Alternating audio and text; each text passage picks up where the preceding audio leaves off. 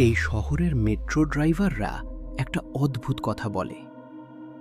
রাতের শেষ ট্রেনে নাকি একজন যাত্রী থাকে যে কখনো নামে না। প্রতিদিন রাত 12:40 শেষ ট্রেনটা শেষ স্টেশনে পৌঁছে যায়। সব যাত্রী নেমে যায়, কিন্তু সিসিটিভিতে দেখা যায় শেষ কামরায় একজন লোক এখনো বসে আছে। একজন ড্রাইভার ভাবল হয়তো কেউ ঘুমিয়ে পড়েছে।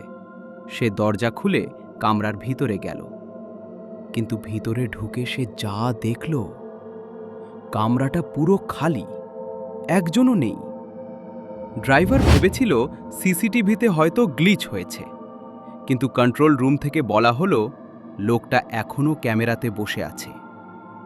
ভয়ে ড্রাইভার পুরনো নিউজ খুঁজে দেখল। 15 বছর আগে ঠিক এই লাইনে একটা বড় ট্রেন দুর্ঘটনা হয়েছিল, আর সেই দুর্ঘটনায় একজন যাত্রী মারা গিয়েছিল। সিসিটিভিতে দেখা সেই লোকটা ঠিক সেই মৃত যাত্রীর মতোই দেখতে।